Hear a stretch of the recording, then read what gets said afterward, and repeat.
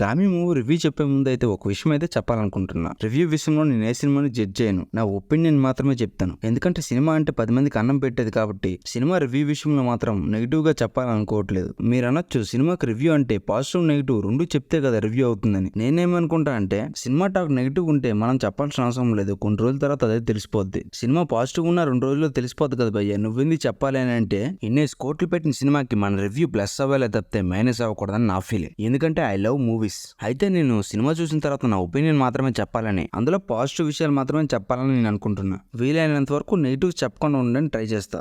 అయన్నొద్దు, పాయింట్కి రా. ఈ సినిమాలో విశ్వక్సేన్ గారి యాక్టింగ్ నాకు ఎలా అనిపించిందంటే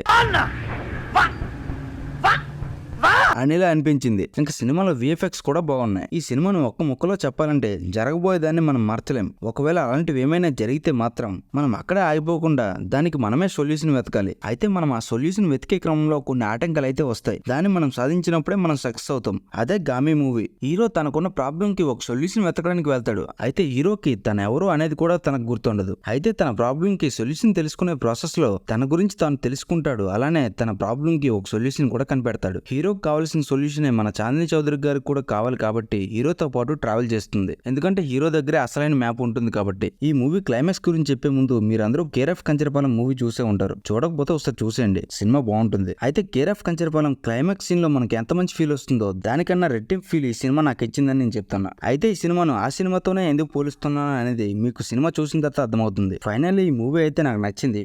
మళ్ళీ చెప్తున్నా, it is just my opinion మాత్రమే.